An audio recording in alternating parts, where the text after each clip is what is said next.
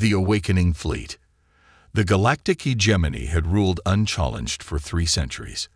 Their sleek vessels, powered by quantum fold drives and equipped with graviton weapons, were unmatched across 17,000 star systems. No species dared oppose them. No civilization questioned their authority. Admiral Zextrol stood on the command deck of the Dominant Will, flagship of the hegemony's 3rd expansion fleet. His scaled skin gleamed under the blue lights of the bridge, 6-fingered hands clasped behind his back as he gazed at the unremarkable planet on the viewscreen. "Explain again why we're inspecting this worthless rock," he said, mandibles clicking with irritation. Commander Vesh bowed slightly. Long-range scans detected unusual energy fluctuations. "Admiral, the readings match no known technology in our database." Zextral's inner eyelids narrowed. In the 300 years since the Great Purge, when humanity had been driven to near extinction, the hegemony had catalogued every technological signature in the known galaxy. Unknown readings were concerning. "This was human territory once, wasn't it?" he asked. "Yes, Admiral. One of their frontier worlds. Records show we sterilized it during the Purge. Nothing should remain functional. Yet something was active down there. Something old. Prepare a scout team. I want answers, not theories." Hours later, Commander Vesh returned ashen-faced. "Admiral, you need to see this immediately." The footage from the surface reconnaissance drones showed what appeared to be an abandoned human mining facility. But as the drones penetrated deeper, they revealed vast underground chambers stretching for kilometers. And inside those chambers, ships. Hundreds of them. Not the primitive vessels the humans had piloted during the Purge, but something else entirely. Something ancient yet somehow more advanced. And they were powering up. "How is this possible?" Zextrol whispered. "The humans were nothing. Barely capable of interstellar flight when we crushed them. These vessels predate the Purge by centuries." "Admiral," Vesh replied, "according to what little data we could gather, they've been dormant for nearly 1,000 years. 1,000 years. Before the hegemony. Before the Purge. When humans were still confined to their home system and nearby stars. Send in the ground forces. I want those ships seized before." An alert blared across the bridge. On the view screen, the planet's surface seemed to ripple as massive bay doors opened in what they had assumed were natural mountain ranges. The first ship rose slowly, majestically into the atmosphere. It was enormous, dwarfing the Dominant Will by at least 3 times. Its hull was not the sleek ceramic alloys of modern vessels, but something rougher, industrial, plates of dark metal scared by what appeared to be ancient battles, yet somehow intimidating in their crude functionality. "Admiral," the communications officer called out, voice shaking, "we're being hailed." Zextrol straightened his uniform. First contact protocol. He was well versed in this, though usually it was with cowering species begging for mercy. Not, whatever this was, on screen. The being that appeared was undeniably human, though not like the desperate remnants the hegemony occasionally encountered in the galaxy's outer reaches. This human stood tall, shoulders wrapped in a midnight blue uniform adorned with unfamiliar symbols. His dark skin was weathered, eyes sharp with intelligence, and something else, patience. The patience of something that had waited a very long time. "This is Fleet Commander Isaiah Chen of the Earth Preservation Force," the human said, voice deep and steady. "You are trespassing in protected space." Zextrol's mandibles clicked in amusement. Protected? By whom? Humanity is a broken species, scattered across refugee camps and labor colonies. You have no protection. The human's expression didn't change. "You misunderstand, Admiral. We are not claiming protection from others. We are informing you that this space is protected by us." More ships were rising now, dozens of them. Different designs, different sizes, but all bearing the same weathered, battle-hardened appearance. None of them matched any human vessel design in the hegemony archives. "Impossible," Zextrol hissed. These ships cannot be human. Your species never developed this level of technology. For the first time, the human smiled. There was no warmth in it. What you know of humanity is only what we allowed to be seen. Before your hegemony existed, before your ancestors mastered fusion, we had already reached the stars. We had already fought our wars, built our empires, and learned the cost of unchecked expansion. On the tactical display, the ancient human vessels were taking up formation. Their movement was precise, coordinated in a way that spoke of extensive military experience. Then why hide? Zextral demanded. Why pretend to be technological infants when the hegemony rose? We had seen enough of war, Commander Chen replied simply. Our ancestors chose to step back, to hide our true capabilities, to let younger races make their own mistakes. We maintained a presence among the stars, but modest, unassuming. Until we attacked Earth, Zextral realized. Until you attacked what you thought was Earth, Chen corrected. A colony world with deliberately primitive technology, a decoy. Real Earth has remained hidden, along with our core worlds and these mothball fleets, waiting, watching. The tactical officer's voice cut through the tension. Admiral. Multiple energy signatures activating across the system. More ships, hundreds more. Zextral felt a chill run through his body. The hegemony had built its empire on the assumption that they were the technological apex of the galaxy, that nothing could challenge their warships. That assumption was crumbling before his eyes. Why now? He asked, struggling to maintain composure. If you've hidden all this time, why reveal yourselves? Chen's expression hardened. Because you've gone too far. The subjugation of the Centauri collective, the strip mining of the Procyon planets, the biological warfare against the Ta archipelago species. We've watched, we've documented, and we've decided. No more. On the view screen, more ancient vessels appeared. Different classes, different designs, but all undeniably powerful. What the humans lacked in the sleek elegance of modern hegemony ships, they more than compensated for in sheer mass and apparent firepower. This vessel has a crew of 12,000, Zextral said, a final attempt at intimidation. The finest warriors in the galaxy. This vessel, Chen replied, gesturing to his surroundings, has a crew of 70. Impossible. No ship that size could function with so few, unless automation, Zextral whispered. Your level of AI integration must be beyond anything you have. Chen finished for him. We fought our AI wars millennia ago. Admiral, what emerged was partnership, not dominance. The human's voice softened slightly. I'm not here to destroy your ship, Admiral Zextral.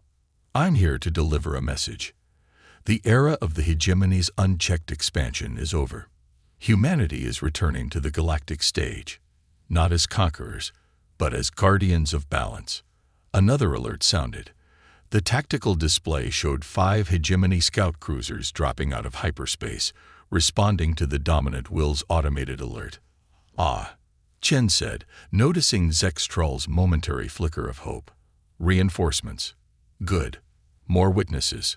Before Zextral could respond, 3 of the human vessels broke formation, moving with surprising speed toward the incoming cruisers.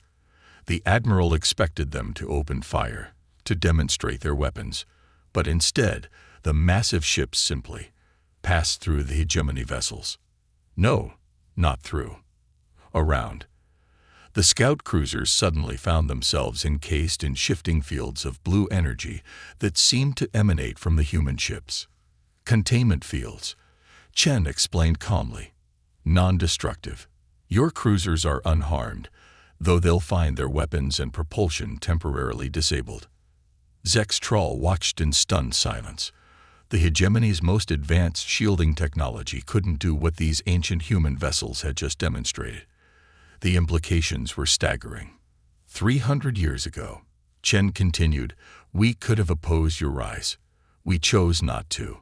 We believed the galaxy needed to find its own balance, but you have proven unworthy of the power you wield. So now we return, not to rule, but to restore equilibrium. The human straightened, his voice taking on a formal tone. By authority of the Earth Preservation Directive, I hereby notify you that the galactic hegemony's monopoly on military force is no longer recognized.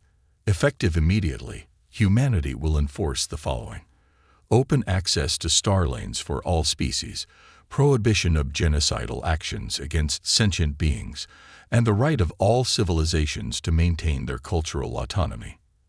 Zextral's mind raced. This was unprecedented. No species had ever dictated terms to the hegemony. Yet he found himself without options. If these ancient vessels were as powerful as they appeared, the Third Fleet stood no chance. And if we refused these terms, he managed. Chen's expression remained neutral. We have awakened one fleet, Admiral, one of many scattered throughout the galaxy.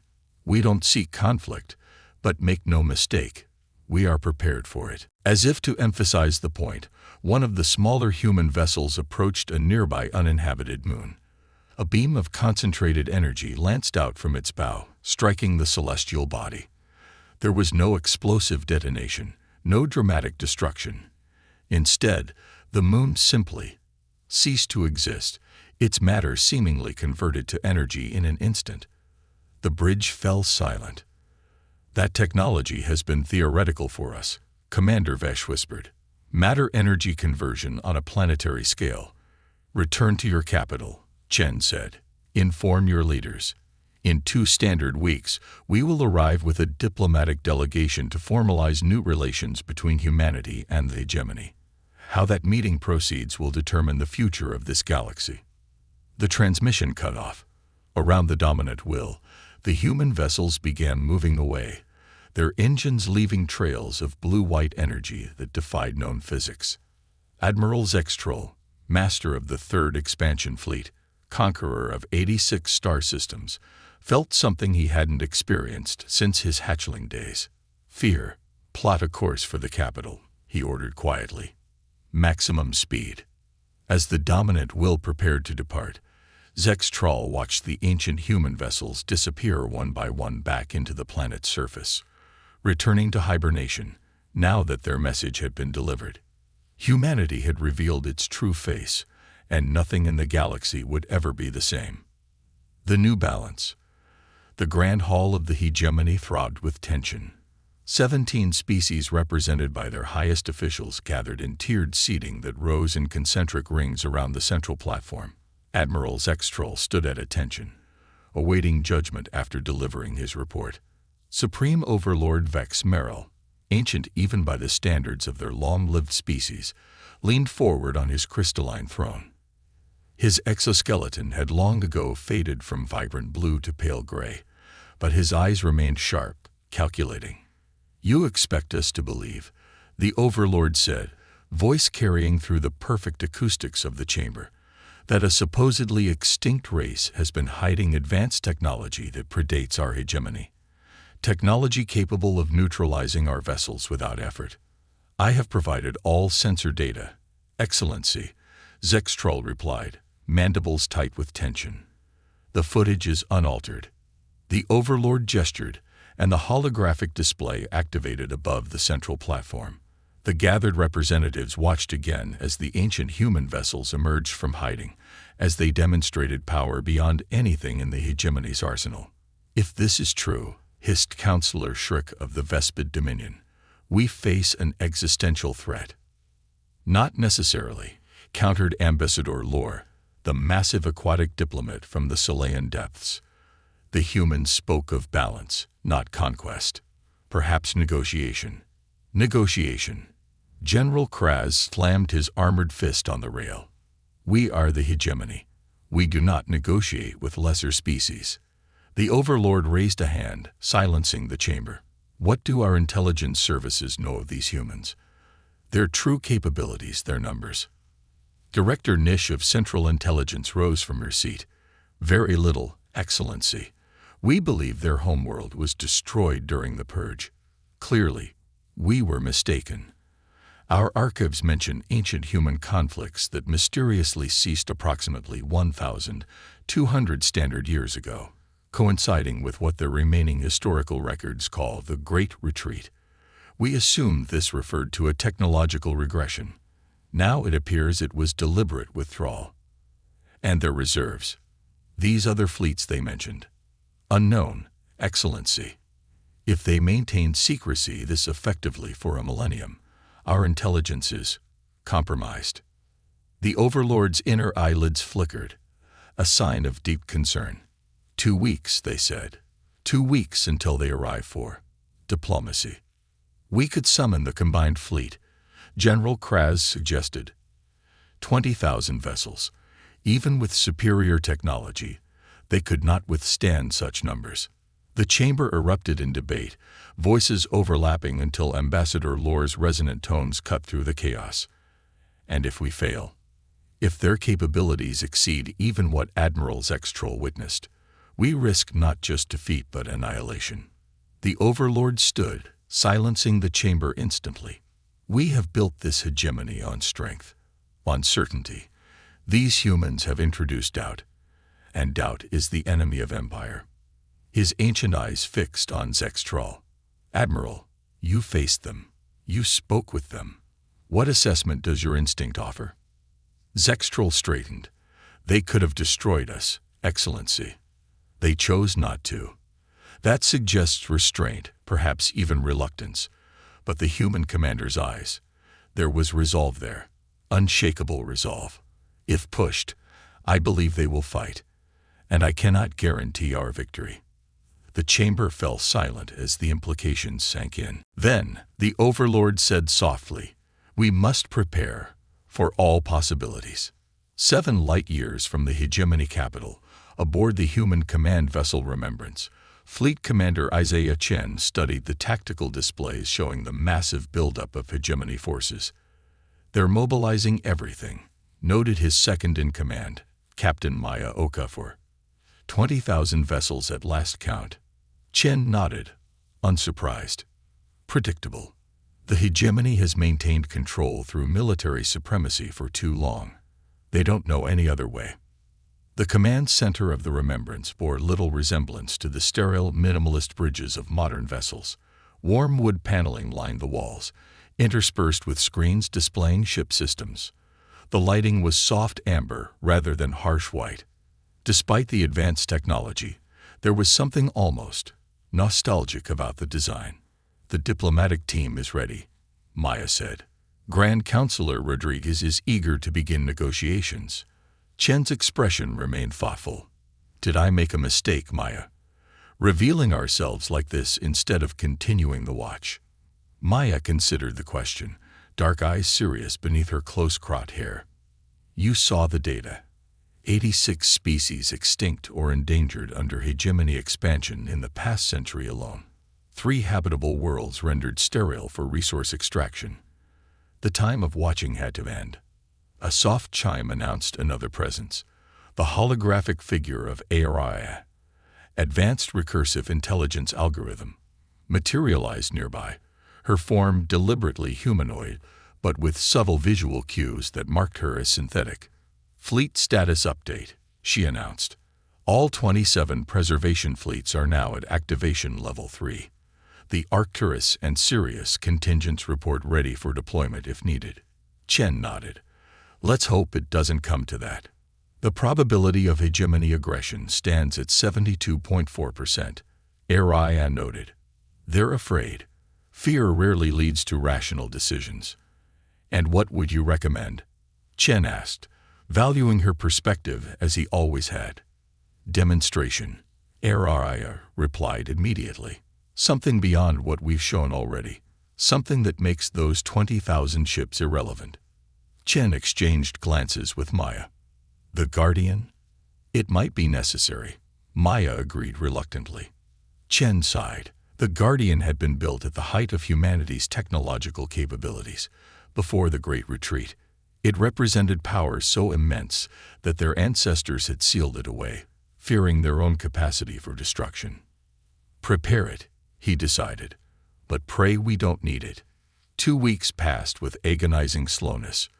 The hegemony capital world of Prime bristled with defenses. Every civilian with military training was activated. Planetary shields, never before deemed necessary, were hastily brought online. When the human diplomatic fleet arrived, it was deliberately modest, 5 vessels only, with the Remembrance at its center. But what they lacked in numbers, they made up for in presence. The vessels moved with impossible precision, their ancient hulls radiating power readings that sent hegemony sensors into confusion. In the Grand Hall, Supreme Overlord Vex Merrill sat rigid on his throne, surrounded by the full Hegemony Council and backed by the combined Fleet Admiralty. Though outwardly calm, his inner thoughts churned with strategies, contingencies, and one overwhelming question: could the hegemony survive what was coming? The human delegation entered without fanfare. 7 figures in simple blue uniforms, led by a silver-haired woman whose bearing radiated quiet authority.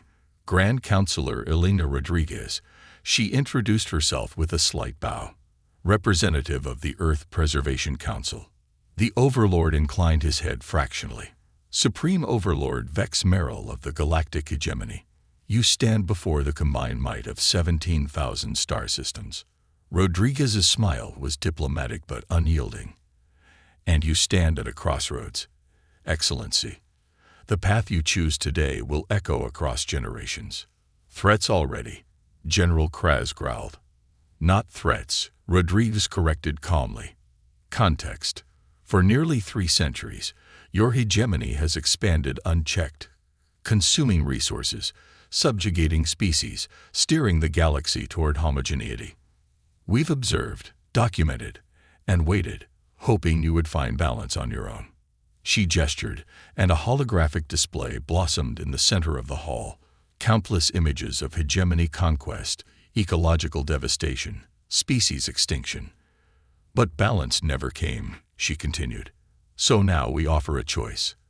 Adapt to a new reality where power is shared, where diversity is protected, or face a force that your ancestors once feared enough to erase from historical records. The Overlord's mandibles clicked softly. Bold words for a species whose visible presence is 5 ships. Rodriguez's expression didn't change. Would you like to see more? Before anyone could respond, the chamber's main display activated, showing real-time footage from orbit. Through the field of hegemony vessels, space itself seemed to ripple, distort, and then tear open. What emerged defied comprehension. It wasn't a ship in any conventional sense. It was a structure, a lattice of dark material that expanded until it dwarfed even the largest hegemony dreadnought. At its center pulsed a light that shifted through colors no being in the chamber had words to describe. The Guardian, Rodriguez said softly, built during what your historians call the Human Extinction War. A conflict not with your people, but with something far older. Something that sleeps now, thanks to our ancestors' sacrifice. The chamber fell silent as the hegemony representatives stared at the impossible object now orbiting their homeworld. What is it? The Overlord finally asked. A singularity manipulation engine, Rodriguez replied. It doesn't destroy planets or ships. It removes them from this reality entirely. The implications settled across the chamber like a physical weight. This is what humanity chose to lock away, Rodriguez continued. Not because we couldn't control it, but because we understood that power of this magnitude comes with responsibility. Responsibility that we accepted by retreating from galactic affairs, by watching instead of ruling. She stepped forward, her voice taking on new urgency. We don't want to use it. We don't want to fight you. What we want is balance, a galaxy where no single power dictates the fate of all, where diversity flourishes rather than withers under hegemonic rule. The Overlord studied her, ancient eyes calculating. And if we refuse, then the galaxy will rebalance regardless, she said simply. But the cost will be immeasurable. For long moments, the chamber remained silent. Then, slowly, the Overlord rose from his throne. An unprecedented action during formal proceedings. 300 years, he said, voice rasping with age. 300 years we have ruled, built, conquered, and in all that time, never once did we face a force we could not overcome through strength or numbers. He stepped down from the dais, approaching Rodriguez until they stood face to face. The ancient conqueror and the representative of humanity's hidden might. You could destroy us, he stated, yet you come offering balance. Because destruction solves nothing, Rodriguez replied. The cycle would simply begin again with another species, another empire. We've seen it before, lived it before. There is another way. The Overlord's inner eyelids flickered rapidly as he processed this unprecedented situation. Then, to the shock of the assembled council, he lowered himself in the formal posture of equal recognition, a gesture not used in living memory. We will hear your terms, humans, he said, and perhaps learn something our empire has forgotten. 1 standard year later, Fleet Commander Isaiah Chen stood on an observation deck of the orbital diplomatic station newly constructed above the neutral world of Harmony. Below him, representatives from 37 species, including those formerly subjugated by the hegemony, were gathering for the signing of the Galactic Concordat. It's working, Maya said, joining him at the viewport. The hegemony is actually adhering to the territorial restrictions. Chen nodded, watching the diverse ships docking at the station. They're pragmatists, if nothing else. Better to retain some power within a new system than risk losing everything. And the Guardian? Back in hibernation, where it belongs. Chen turned from the viewport. Our ancestors were right, Maya.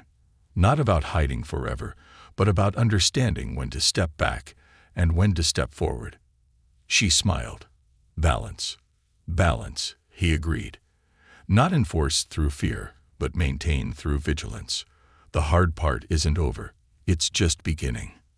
As they watched, a hegemony diplomatic vessel docked alongside ships from species that only a year before had been their subjects. Former enemies, now cautious negotiating partners. Do you think it will last? Maya asked. Chen considered the question, watching the representatives below. Some walking on legs, others floating, still others moving on appendages with no human equivalent. Different in form, in thought, in history, yet gathering to build something together. Nothing lasts forever, he finally said. But with proper care, this new balance might outlive us all. And when it eventually fails, as all systems do, whatever comes next will build on its foundation rather than its ashes. He straightened his uniform. Come on. We should join the others. The future won't build itself. First contact.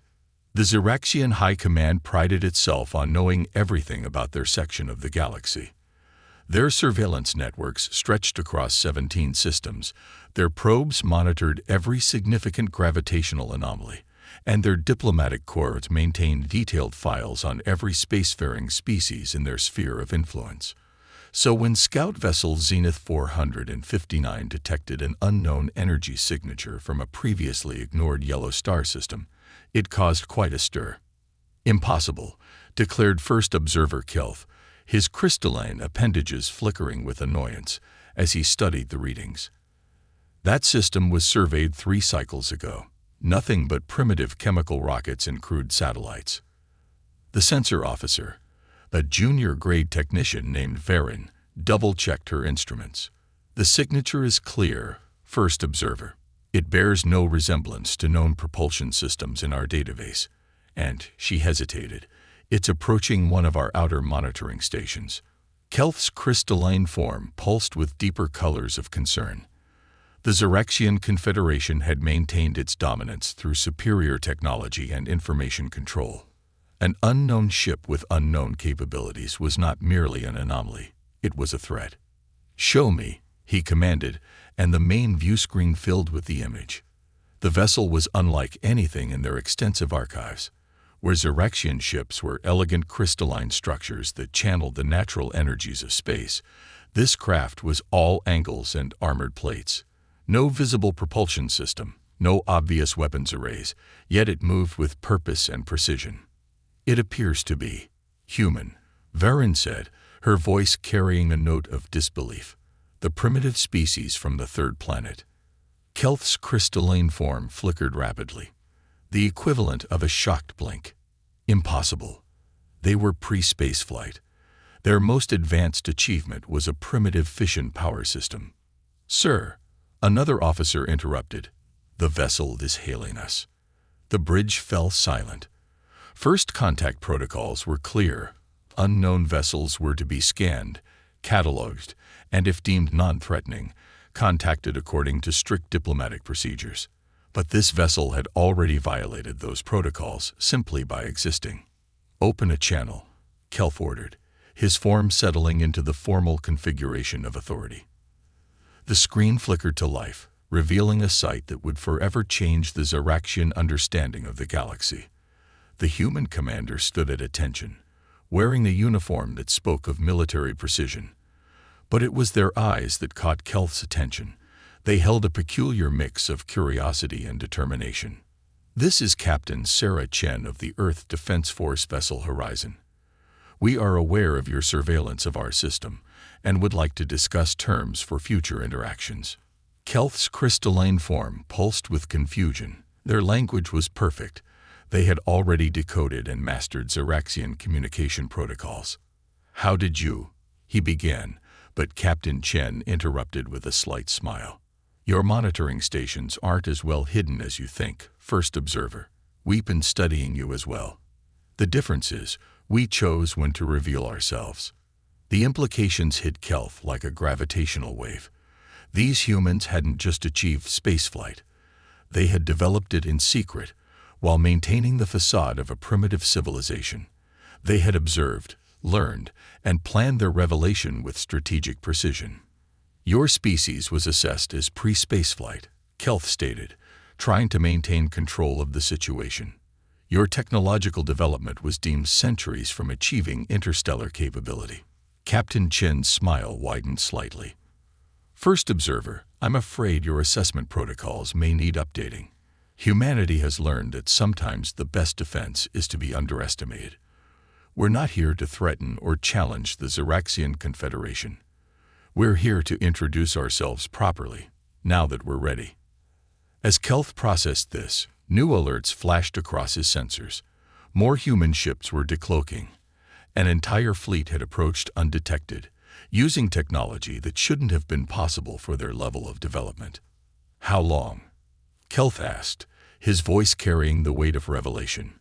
"We detected your first probe 15 Earth years ago," Chen replied.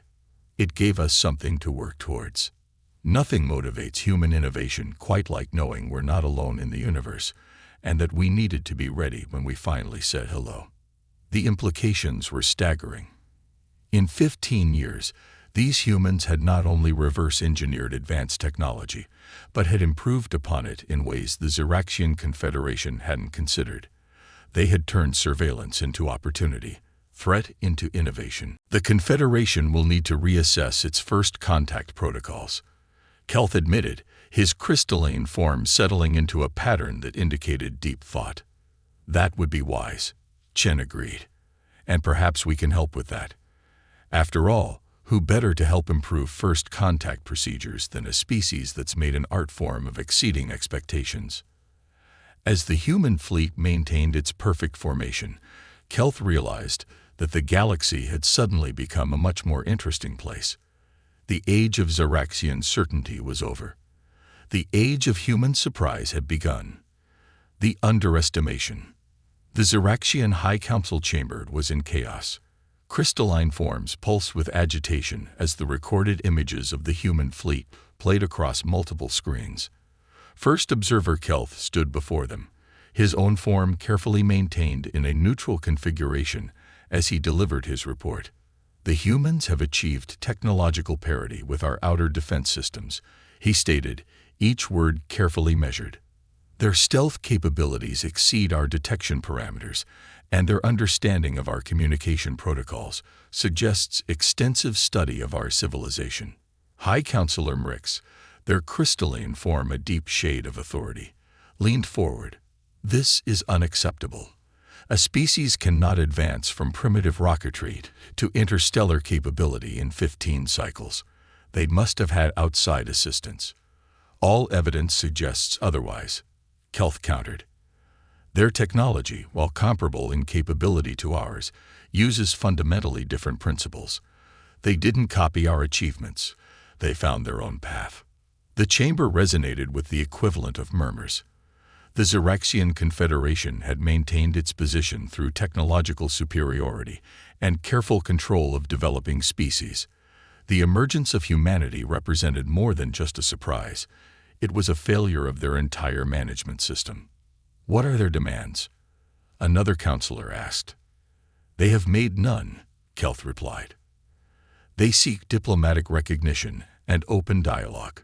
Captain Chen emphasized their desire for peaceful coexistence. High Counselor Mrix's form darkened. A deception.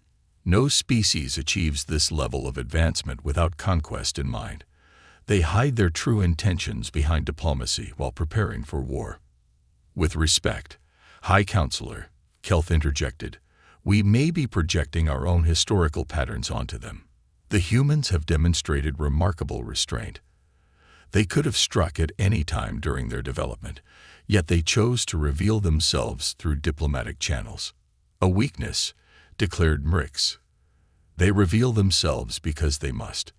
Their fleet, while impressive, cannot match the full might of the Confederation. We should strike now, while we hold the advantage.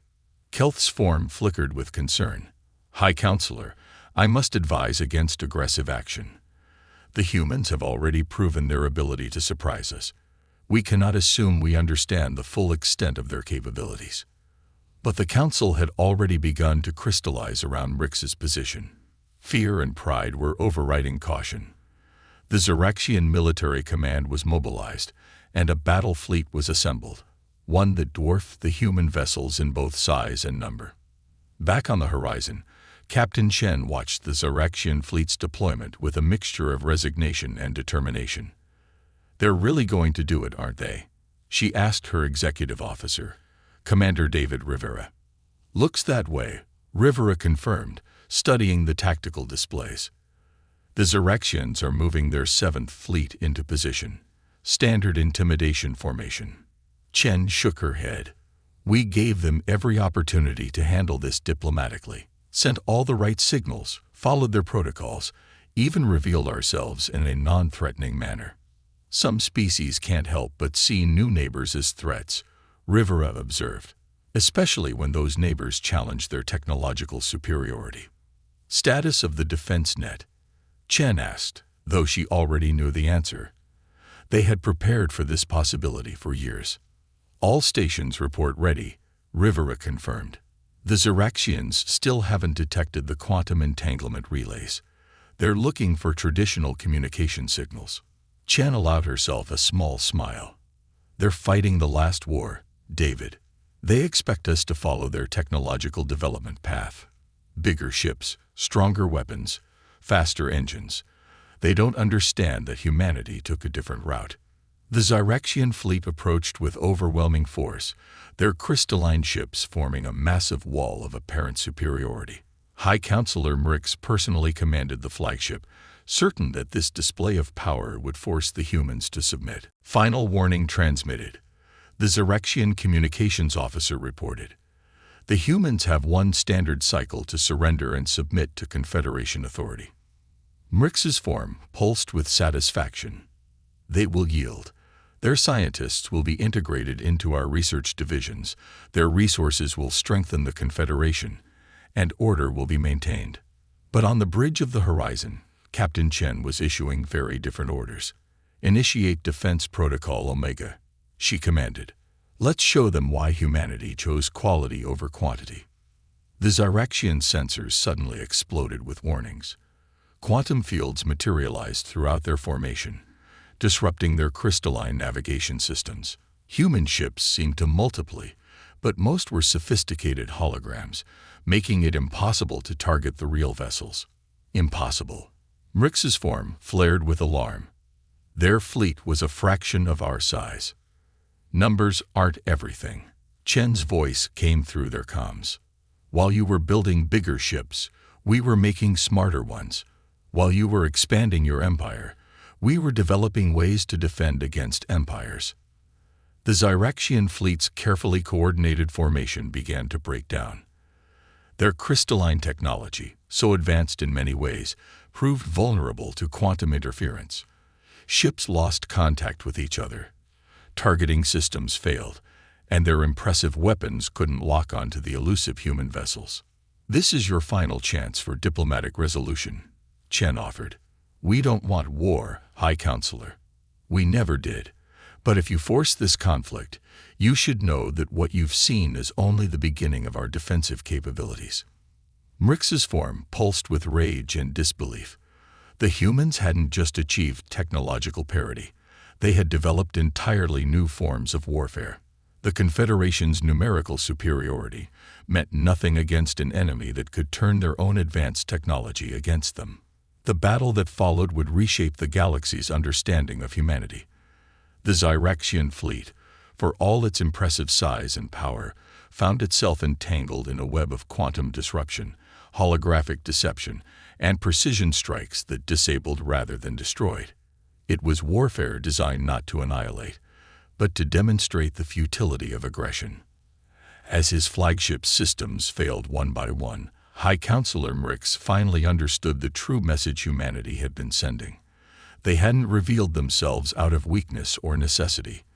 They had revealed themselves when they were ready to demonstrate that technological advancement didn't have to follow the path of empire and conquest. The age of Zyraxian supremacy was ending, not with a devastating war, but with a lesson in humility and innovation. Technological surprise. The aftermath of the first engagement left the Zyraxian High Command in disarray.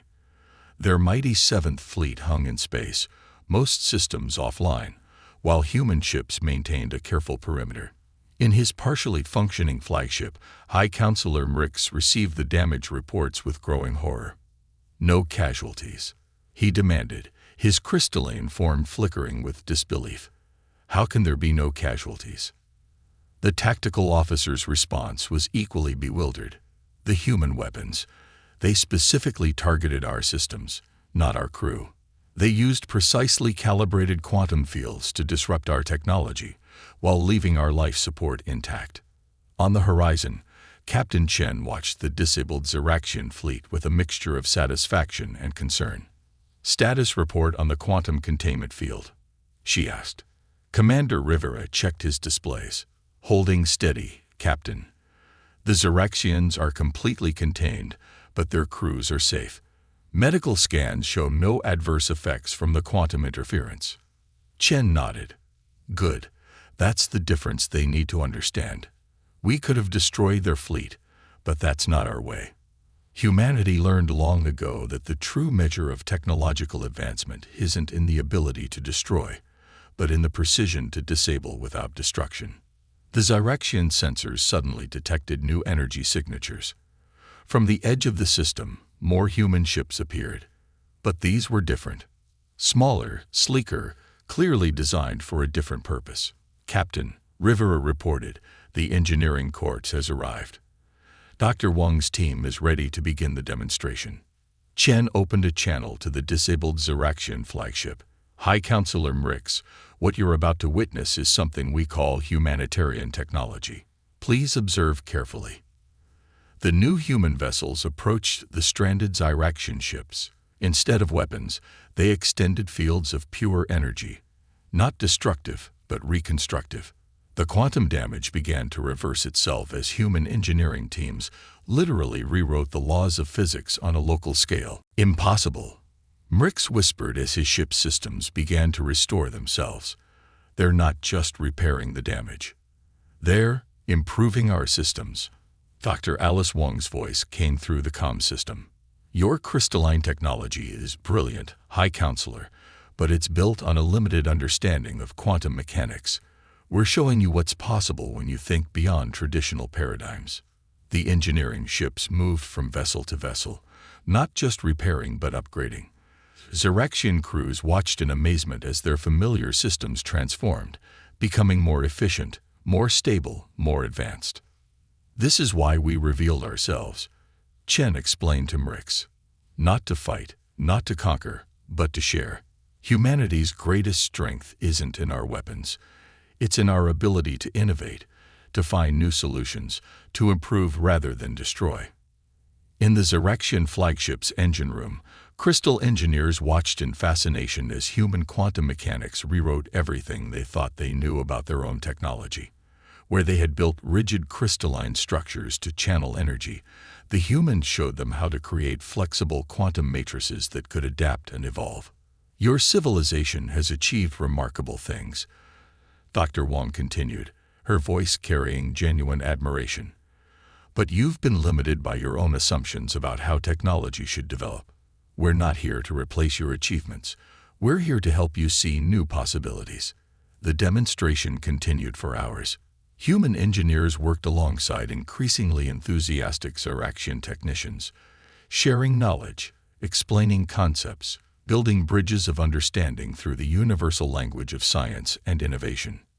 Mrix's form had shifted from its aggressive combat configuration to something more contemplative. Why? He finally asked Chen. Why show us this? Why help us after we attacked you? Because that's what humanity does, Chen replied simply. We advance by lifting others up, not by pushing them down. Yes, we developed powerful defensive capabilities. We'd be foolish not to in a dangerous galaxy. But our real strength, our true advancement, comes from our ability to turn enemies into allies through understanding and shared progress. As if to emphasize her point, a Zyraxian ship successfully activated its newly upgraded systems. The crystalline structure pulsed with new energy, more efficient and powerful than ever before. Its crew sent excited transmissions about the possibilities they could already see for peaceful applications of the new technology. Your ships, Mrix observed, they're not just warships, are they? Chen smiled. Every human vessel is designed to be multipurpose.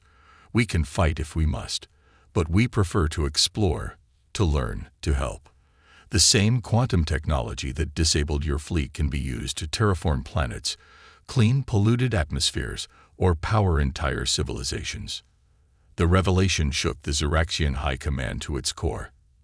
They had assumed humanity's rapid advancement must have been focused on military power, because that's what their own history had taught them to expect. Instead, they discovered a civilization that had developed in a fundamentally different way. We offer you a choice, Chen continued. We can remain enemies, locked in an endless cycle of technological one-upmanship, or we can be partners, combining your civilization's experience with our innovation to create something greater than either of us could achieve alone. As the upgraded Zyraxian ships came back online one by one, their crews already exploring the new possibilities before them, the choice became increasingly clear. The galaxy was changing, and the Zyraxian Confederation would need to change with it. A new dawn. News of the encounter spread through the Zyraxian Confederation like a quantum wave, impossible to contain or control. Crystal communication networks pulsed with information about the humans' technological prowess and, more importantly, their unexpected approach to interstellar relations. In the Confederation's capital, the High Council chamber had been in continuous session for what felt like an eternity. High Counselor Mrix, his crystalline form still showing traces of battle configuration, presented the final analysis of the human encounter. Their technology isn't just advanced, he explained, projecting images of the upgraded Zyraxian ships. It's fundamentally different. They didn't follow our path of development. They created their own. The council chamber resonated with harmonic frequencies of discussion. One of the elder counselors, their form ancient and complex, spoke up. But surely their society must be built on conflict, like all others we have encountered. Such rapid advancement cannot come from peace. Captain Chen, invited to address the council directly, stepped forward. The human commander's presence in this sacred chamber was unprecedented, but these were unprecedented times. Actually, she said, conflict was precisely what we sought to avoid. Earth's history taught us harsh lessons about the price of warfare. When we detected your probes 15 years ago, We had a choice to make. The chamber fell silent as Chen continued. We could have developed weapons, built warships, prepared for inevitable conflict. Instead, we chose a different path. We studied your civilization not to find weaknesses, but to understand how we could coexist. Holographic displays activated, showing the extent of human development. Hidden colonies on terraform worlds, research stations in quantum space, and technologies that the Xeraxians had never imagined possible. Your probes gave us a window into the galaxy, Chen explained. We saw advanced civilizations locked in cycles of competition and conquest. We decided that when we finally revealed ourselves, we would offer an alternative. Commander Rivera, standing beside his captain, activated another display. This one showed the modifications the human engineers had made to the Xeraxian fleet. Your crystalline technology is beautiful, he said, but it was limited by your expectations. You saw crystals as rigid, unchanging. We showed you how they could flow, adapt, evolve. The Council watched in amazement as their own ships demonstrated capabilities they had thought impossible. Crystal structures that could reconfigure themselves, energy systems that worked in harmony with quantum fields rather than trying to control them. But why? Another counselor demanded. Why share this knowledge with us after we attacked you? Chen smiled. Because that's humanity's real strength. Not our technology, not our ships, but our ability to turn potential enemies into friends. We understand something that seems to have been forgotten in this part of the galaxy. True power comes from cooperation, not domination. High Counselor Mrix's form shifted to a pattern the humans had learned to recognize as deep contemplation. You could have destroyed us, he said. Instead, you chose to help us. This is not the way of the galaxy as we know it. Then perhaps, Chen suggested, it's time for the galaxy to know a different way. The implications were staggering. The Xeraxian Confederation had maintained its position through technological superiority and careful control of information. Now they faced a civilization that freely shared advanced technology, while maintaining even more impressive capabilities in reserve. What do you propose? Mrix asked, his tone carrying the weight of history in the making. Chen's response was measured but optimistic. A partnership, not just between our civilizations, but a new model for galactic society. The Xeraxian Confederation has centuries of experience in managing interstellar relations. Combine that with humanity's innovative approach to technology and problem-solving. You would have us abandon our position of authority. An elder counselor interrupted, their form pulsing with concern. No, Chen corrected. We're suggesting you evolve it. Instead of maintaining power through control, lead through example. Show the galaxy what's possible when advanced civilizations choose cooperation over conflict. The council chamber hummed with discussion. The humans had not just matched Xeraxian technology. They had reimagined it. They hadn't just defeated a superior force. They had turned it into an opportunity for mutual advancement. Rivera activated one final display, showing the quantum entanglement network that humans had secretly established throughout this sector of space. This network doesn't just enable communication, he explained. It's a foundation for sharing knowledge, resources, and opportunities across civilizations. A galaxy-wide network of cooperation, Chen added. That's what humanity has been building while you thought we were just learning to leave our solar system. The question is, will the Xeraxian Confederation help us build it? The council chamber fell silent as the full implications became clear. This was more than a first contact, more than a technological revelation. It was an opportunity to reshape the very nature of galactic civilization. Evolution.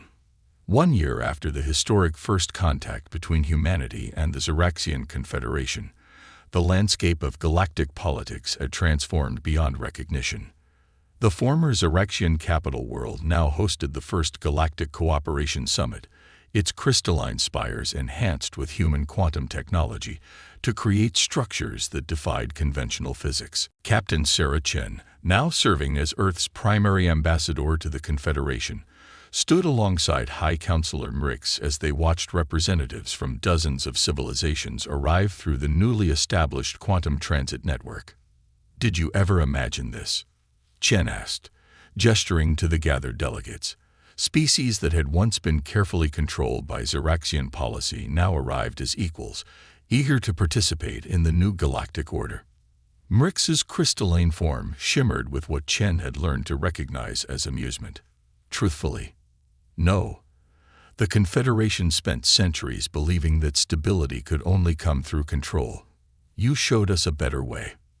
The main chamber of the summit was a marvel of combined human and Xeraxian engineering. Quantum fields merged seamlessly with crystalline architecture, creating spaces that could adapt to any species' needs. Even the most environmentally incompatible delegates could interact comfortably through quantum projection technology.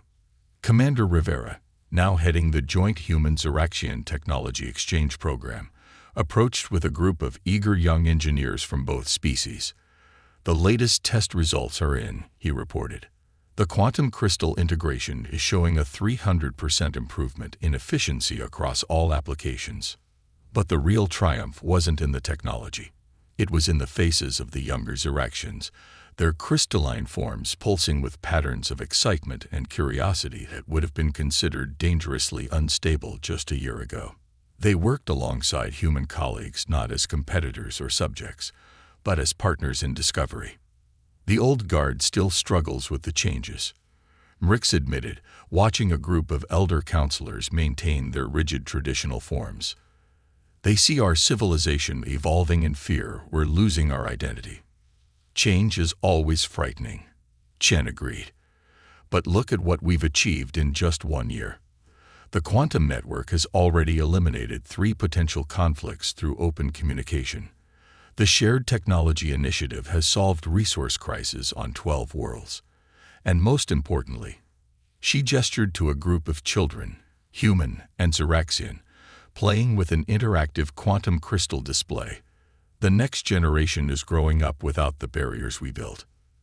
The summit's main event was about to begin, but first, Dr. Alice Wong had a demonstration to share. The quantum engineering specialist had been working with Xeraxian crystal masters on something unprecedented. "We call it the Harmony Matrix," she explained to the gathered delegates. "It's not just a technological achievement. It's a physical manifestation of what we can accomplish together."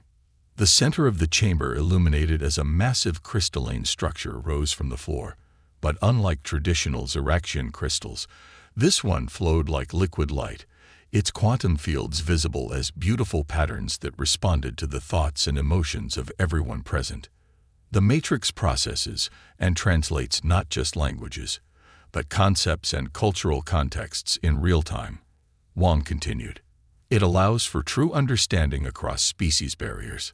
But more than that, it learns and grows from each interaction, becoming a living library of shared knowledge and experience." The demonstration had an immediate impact. Species that had been hesitant about the new galactic order saw their own cultural expressions reflected and celebrated in the Matrix's shifting patterns. Ancient rivals found their histories intertwined in ways they had never considered. "This is what humanity brings to the galaxy," Chen addressed the assembly. "Not just technology, not just innovation, but a fundamental belief that diversity makes us stronger. That every civilization has something unique to contribute." Mrix stepped forward, his crystalline form adopting a new configuration that blended traditional authority with the flowing adaptability humans had introduced. The Xeraxian Confederation once sought to maintain order through control. Today, we choose to embrace chaos, not as a force of destruction, but as the source of infinite possibility. The Harmony Matrix pulsed with the combined consciousness of the gathered species, each contributing their own perspectives and insights. It was more than a technological marvel. It was a symbol of what the galaxy could become. "A year ago," Chen concluded, "humanity revealed itself to the galaxy not because we had to, but because we were ready to offer an alternative to conflict and competition. Today, we stand together not as rulers and subjects, not as advanced and primitive, but as partners in the greatest adventure any of us have ever undertaken. discovering what we can achieve together. As the summit proceeded, new alliances were formed, joint projects were initiated, and the foundations of a truly cooperative galactic society were laid. The humans had achieved something unprecedented. They had turned potential enemies into partners not through force or fear, but through the simple yet revolutionary act of offering a better way. The old guard of both civilizations would continue to struggle with the pace of change, but they couldn't deny the results.